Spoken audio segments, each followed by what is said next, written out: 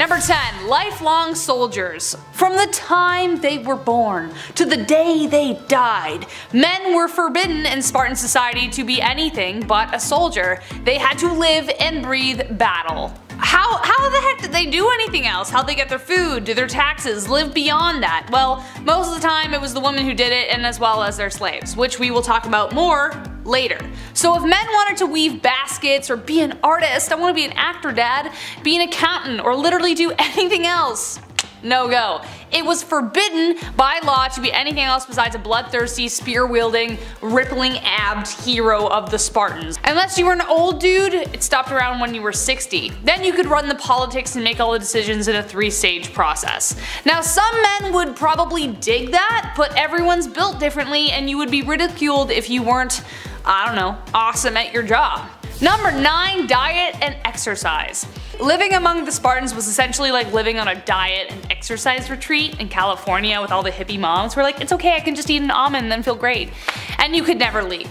In order to prepare soldiers for the scarcity of war, they doled out rations that were always just like slightly not enough, just slightly insufficient and very bland. I mean, psychologically, if you are building machines for war, probably a smart idea not to make them used to indulgence and make them resourceful. But they were raised with a specific kind of hatred for anyone who did not maintain their physique and diet. If you didn't maintain yourself at peak physical fitness, then you ran the risk of public ridicule and even being banished from the city-state. But they did drink wine, however they were very strict against inebriation and would even get their servants drunk to show the dangers of it. Number 8. Hazing and fighting. Today, we know bullying is bad. I hate it. You hate it. Kids are so mean. Like so mean. And it seems to be an everlasting battle trying to teach people not to be to each other.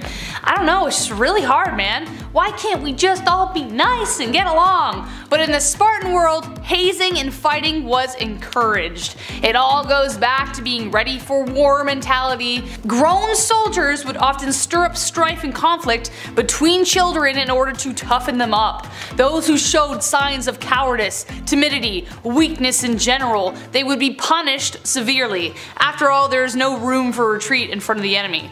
So literally, while you're getting bullied by your peers, your teacher comes over and joins in. Number 7. Marriage. Marriage.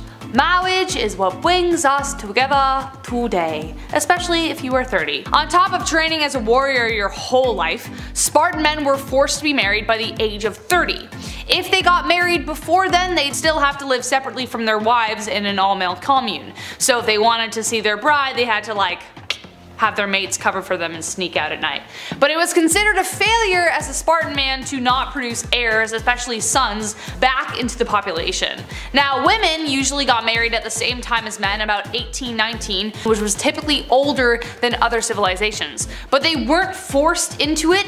Both men and women had to be equal to each other and approve of their physical health and fitness of their partners. Spartans saw marriage as a means of making more Spartans, so if it ended up you couldn't do it, you had to find a partner who could. In some cases, both men and women would have multiple partners with multiple children who would belong to all. This is where it gets weird. The night before the marriage, the women had to dress up as men, have their heads shaved, and they were left in a dark room until their man, like their suitor, came into the room and kidnapped them. Number 6. Messenian helots. So, I previously mentioned that men were banned from having another job besides being a warrior. Though they were educated, they couldn't do anything else besides train. How did anyone get anything done? Well, the women were educated and free most of the time and completed a lot of the work, but the main source of work came from the Messenian helots, aka their slaves. The Spartans invaded and conquered their next door neighbors, subjugated them, and made them slaves. They were like, we're gonna go train all day, ladies, we're gonna do other things, you guys are gonna cook, clean, do everything else while we live our lives. Right.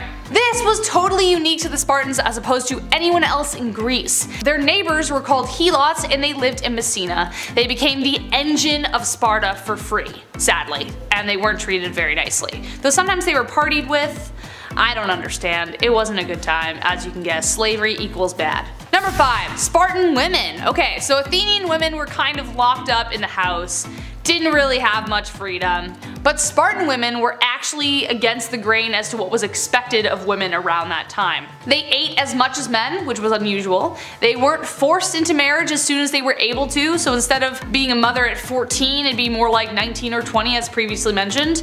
They were educated to similar standards of men. They were active and physically strong, which met criticism from outside societies because they would show off their bodies like, oh my god, her thigh, or she'd be naked, whoa, oh my goodness, like all this stuff. The Spartans believed that the stronger and more intelligent the woman, the better the male offspring would be.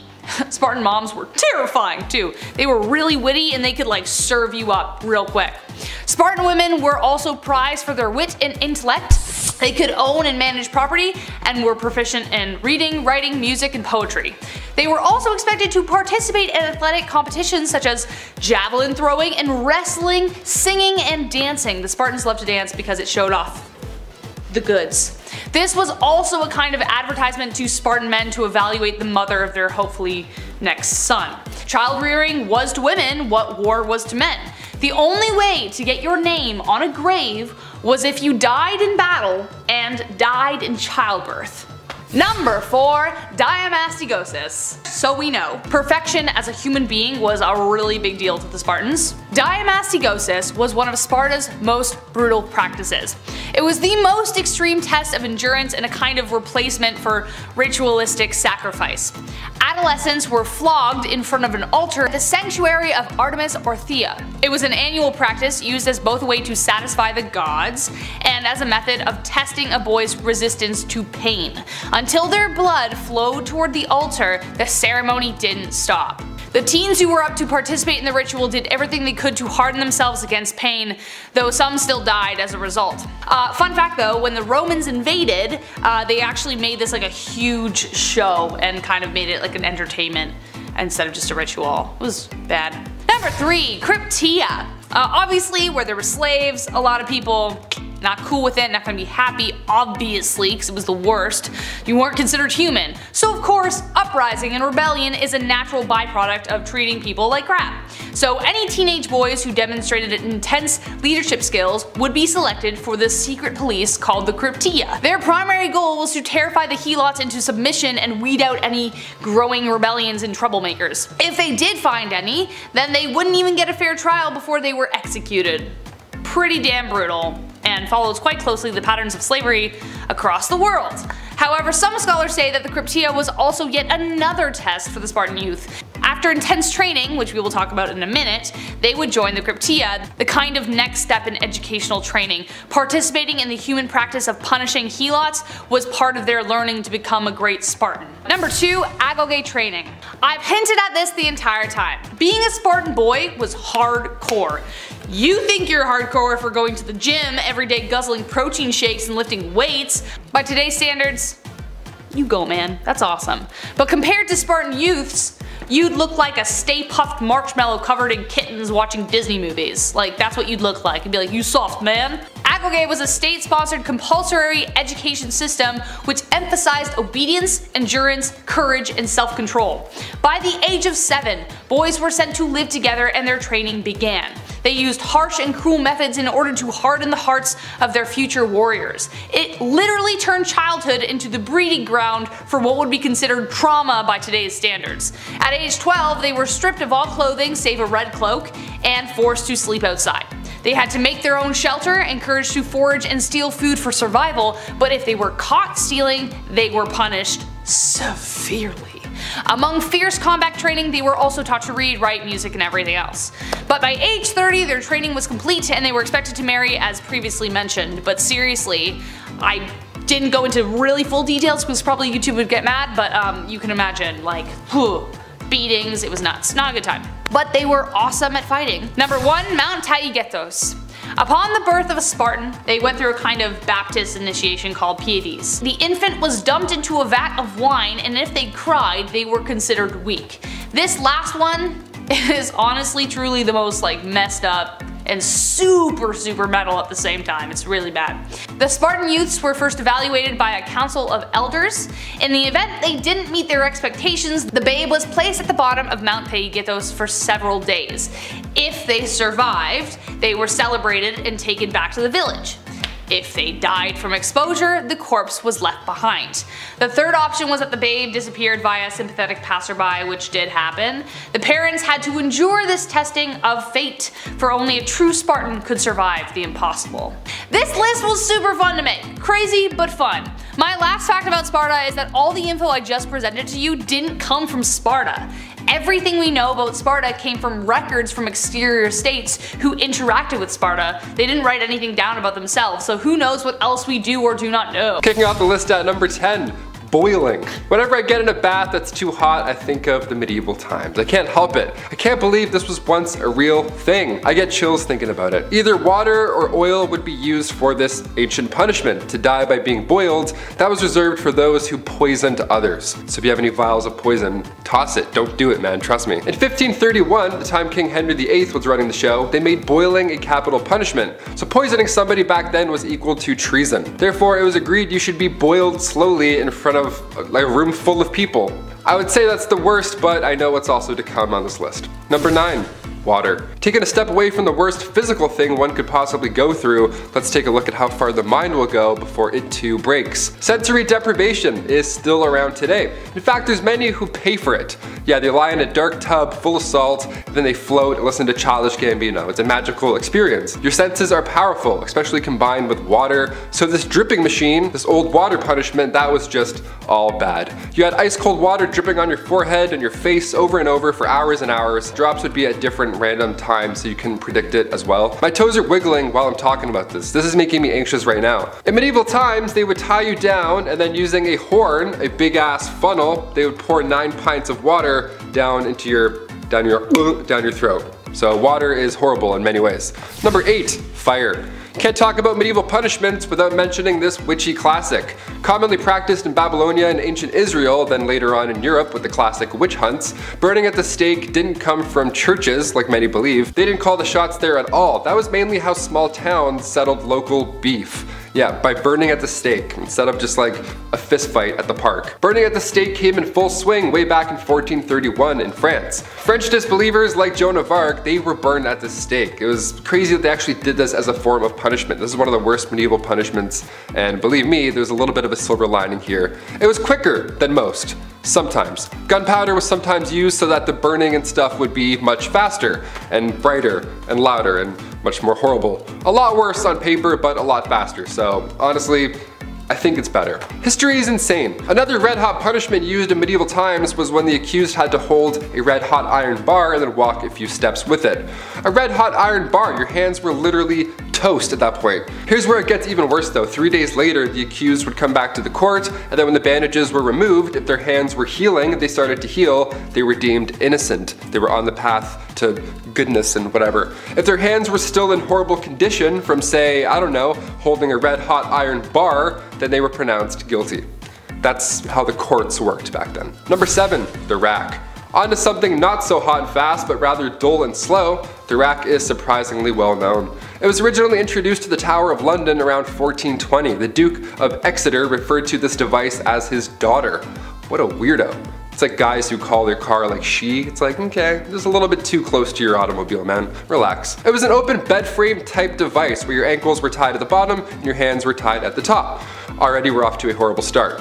It was horizontal as well, and sometimes it was up. It was all bad. It would just leave you hanging by these ropes, and these ropes were slowly tightened more and more, obviously causing some problems to muscles and joints that were, holding things in place. This was done to extract information. This is also one of the worst things I've heard. Even getting tickled like this would be horrible. I couldn't even imagine. I make jokes because I'm uncomfortable. Honestly, hit that thumbs up to spread some good vibes because we're not even halfway done, folks. Number 6, molten metal. This was another form of capital punishment, and if you've seen Game of Thrones, it'll ring a familiar bell. A few of these do, actually. Yikes. Metal would be heated up in a cauldron for a long time to the point where it was liquid. It was molten metal, just a soup of minerals. Look, we said this video wasn't for the faint-hearted, and here at Bumblebee, we like to keep that promise. They would then pour the molten metal on your head, or more commonly known, they pour it down the throat of the accused. Obviously, it wasn't done as a method to extract information, it was done to brutally end someone's life. Because they're not talking after that, of course. Execution by molten metal was supposedly done to a wealthy Roman general, Marcus Licinius Crassus, back in ancient times. The metal would burn your muscles and skin, literally cooking it, and then after a few moments, it would harden. Bad, bad, not good. Number 5. Keel hauling. Not to be confused with Kegels, keel hauling was reserved for the worst of the worst at sea. This was used by pirates for sailors who disobeyed orders and all that jazz. The victim would be suspended by a rope with rocks or weights around their ankles, then they're lowered to the keel of the ship where all the sharp barnacles live. After so long, these ships are so old, it's just piled on, layers and layers of barnacles. Then they would get dragged all along them with the water and everything. Water plus pain, it's a lot, it's a deadly combination. Anything to do with barnacles in the sea, no chance. I'll literally tell you anything, Blackbeard. Anything. Number 4, solitary confinement. This is a kind of punishment that still exists in our modern society, but it can truly be one of the worst punishments out there because of the type of psychological distress that it causes. We were all just in a pandemic for so long. We got so bored and we had Netflix and iPads and whatevers. I can't even imagine this back in the day. Basically, it's a prisoner living in a single cell with little to no contact with anybody else. Not even like a guard or anything rattling keys like in the old times. It was just nothing. No one would even check on them. There are many stories about people being locked up for so long they forget about their families, and some people have gone away to solitary confinement for so long that once they're out, they just forget how to speak, really. They forget how to be a human and interact in the real world. Solitary confinement and the negative effects that it has on a person is becoming a wider topic of conversation because of the effects on a person's mental well-being, and it's a topic for a lot of human rights organizations. Back in medieval times, solitary confinement was literally just a room made of stones. It was pitch black, freezing cold, you were tucked away below some janky castle, and most of the time you weren't really alone. In the dark, nibbling away at your little piggies were, number 3, rats. Another Game of Thrones classic. If you're a rat person, I know there's a lot of people who do tricks with their pet rat. That's cool, but maybe cover Stuart Little's eyes for this one. Rats as a medieval punishment, where do I even start? Okay, this one was a punishment for the rats at the same time. What was once called a rat trap involved a man or woman being tied down to something, and then a metal enclosure would be strapped down to their chest or their stomach. Now inside this metal enclosure, there's rats, which are also just loose walking around, and the person can feel them, the little feet walking around in their skin. And this is when the person, and still in the punishment, begins heating the other end of the metal enclosure. Historically, it was hot coals that were usually placed on top, or there's a fire underneath, which quickly creates a hot environment for the rats inside. From there, the rats begin frantically searching for a way out, but because it's made of metal and they can't bite through that, they find your skin, and then that they can obviously bite through. So you can paint the picture in your head. It's disgusting. Number 2, the breaking wheel. The breaking wheel is literally just a large disc, a pirate ship wheel almost, just lying there, where somebody is then tied to it and everybody else just hammers them and beats the shit out of them over and over.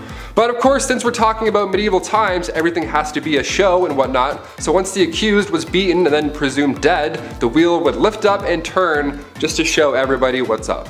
Another way to use the breaking wheel, yep, there was more than one, again, creative folks back then, they would tie a person to the wheel and then continue to rotate it, and then all the ropes below would get tighter and tighter and twist. Kind of like the rack, but with a literal twist. And finally coming in at number 1, the brazen bull. This one takes the rat's problem and then makes it a you problem.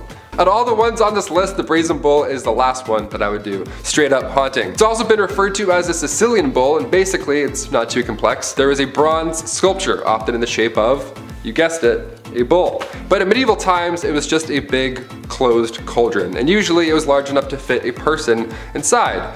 Yeah, this was in a Saw movie too, I believe. That's how you know it's a good one, when it's in the movie Saw. So once the person was locked inside or it was leaned over so they couldn't get out, a fire would then be set underneath this bull, and then you can probably figure out the rest in your head. They would even engineer the bull so that when somebody screamed, it sounded like a bull's roar. How fun is that? How fun is history? I'm learning so much about history that's fun on Bumblebee. Number 10, Dracula. The man, the myth, the legend, Vlad the Impaler. This dude was so down bad, he was the inspiration for Dracula.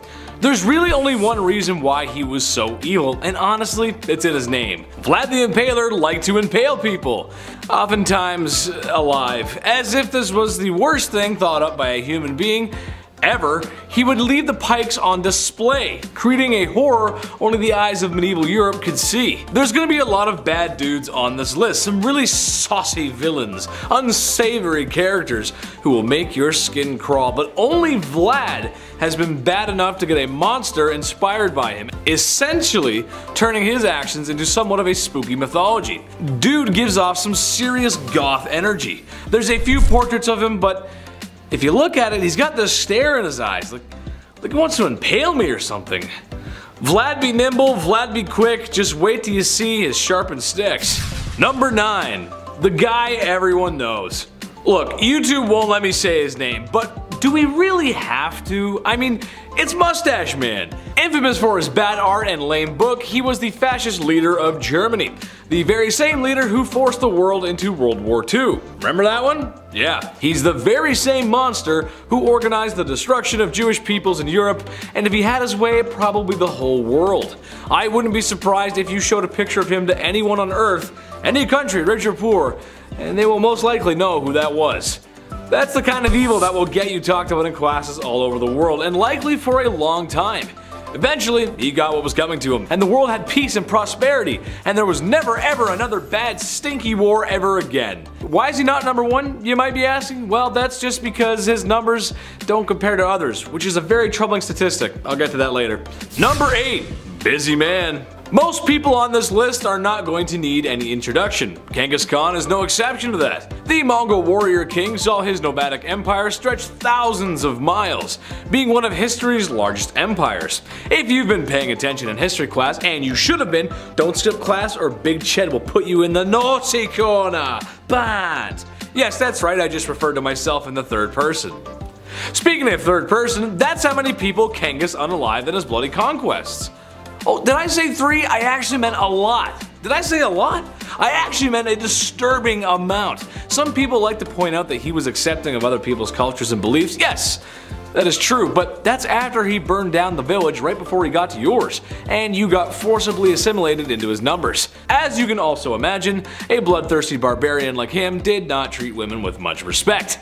It's Genghis Khan, man. That's just how it do be. Number 7, so long, Bowser. Ivan the Terrible. Okay, sure, Vlad was called the Impaler, but you can kind of take that in a different way, right? Not in that way. All innuendos aside, with a name like Ivan the Terrible, it's kind of hard to work around that. Even as a child, Ivan was showing traits of an evil dictator, or supervillain really, as it's said that he would throw animals off of tall roofs in the same way that Mario throws Bowser off of platforms. Becoming the first Tsar of Russia, and probably its worst, he's responsible for many horrors and crimes, but the most infamous being his responsibility for his own son's demise. After a heated argument regarding his unborn grandson, and in a binding fit of rage, Ivan claimed his son's life. Sure, dads get angry when sons don't help mow the lawns or help take out the trash, but that's going a little far. One minute you're having a fight with your dad, and the next minute you're being carried out by Ghanaian pallbearers. You know, the dancing guys, the memes, the casket, you know? Yeah, it's a joke. Number 6, the Mad Doctor. I love doctors. Shout out to the people working in the medical field right now. I appreciate you. I couldn't even imagine the horror that is medical school though. We all know my track record for reading, and hours upon hours of studying would just be bad for my health. I gotta squeeze more video game time in there, it's just how I work, man. However, one doctor I would not want to cross is Dr. Henry Howard Holmes. He is most likely the inspiration for a lot of horror movies. A serial unaliver.